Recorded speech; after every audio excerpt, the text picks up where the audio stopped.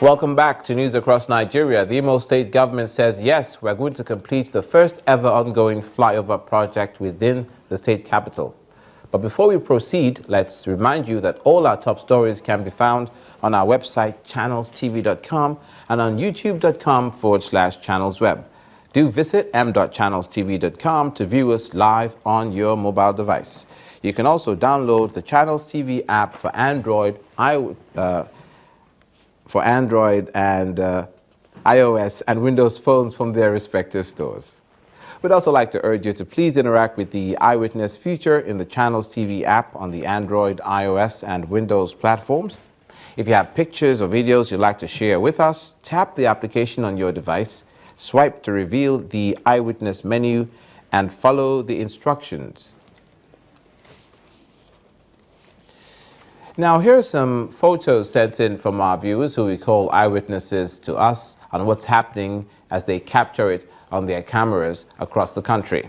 We begin with this photo sent in from Lekki area in the southwest of Nigeria, Lagos State.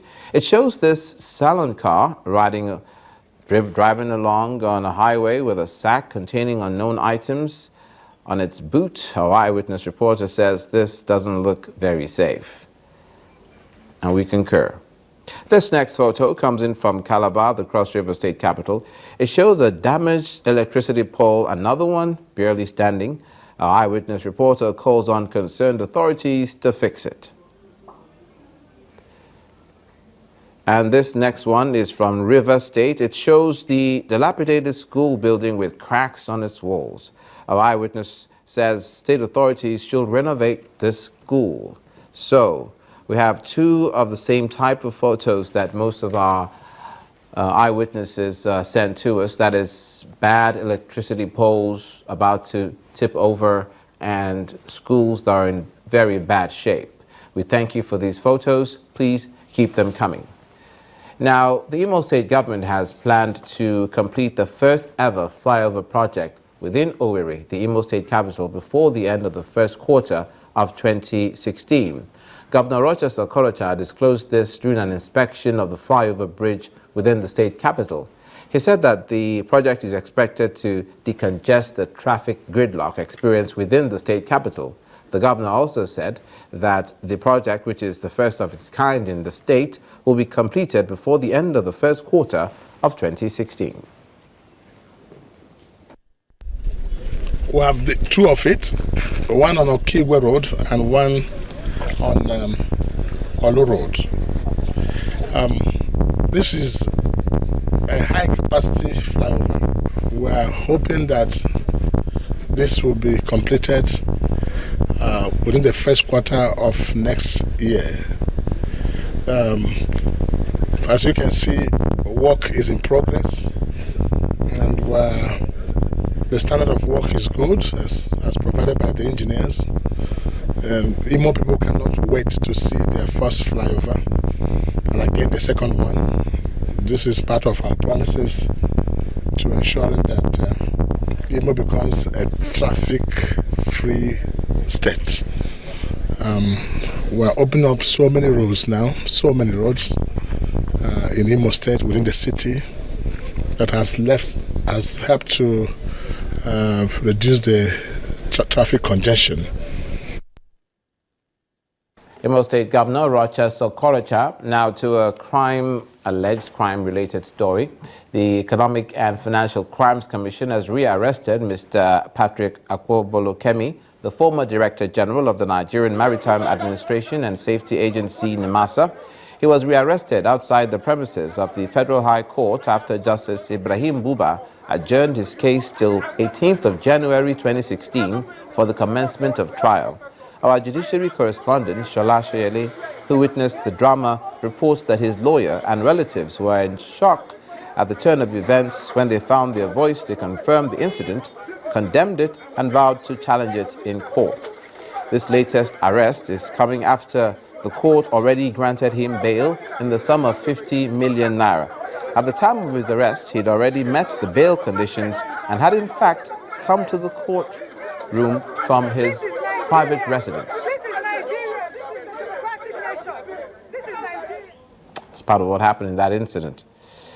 Now, from there, we'll turn our attention to agriculture. Ile-Ife in Osun State is our next stop on News Across Nigeria, with a story that affects all Nigerians and even fellow African countries. The president of the African Development Bank, AFDB, Dr. Akinwumi Adesina, has appealed to African countries to leverage on the continent's strength in the agriculture sector so that power can be and poverty can be eradicated faster. According to Dr. Adesina, with the largest arable land to feed the world population, Africa should not be spending $40 billion annually on importing food, and that's food for thought. The former Minister of Agriculture under the administration of Dr. Goodluck Jonathan was in Ogun State to receive a Doctor of Science honorary quota at the Obafemi Awolowo University. Is what Africa has going for it. Today, Africa has 65% of all the arable land left in the world to feed 9 billion people by 2050. It's right here in Africa. Africa spends today, however, $35 billion a year importing food. It's importing what it can produce and what it should be exporting. And the more we actually import what we should be producing, we simply export wealth and we import poverty. And to lift the over 500 million people that live on less than $1.25 a day out of poverty, we have to totally transform agriculture. Over 70% of our population depend on agriculture for their livelihoods. And we shouldn't get used to poverty. Poverty is not a normal thing. We must change that. And I'm very passionate about the fact that we have to work to actually lift hundreds of millions of people out of poverty. Africa produces today 75% of all the cocoa in the world. Nigeria, Ivory Coast, Cameroon, and Ghana. 75% of all the cocoa in the world. But we account for 2% of all the value of chocolates in the world.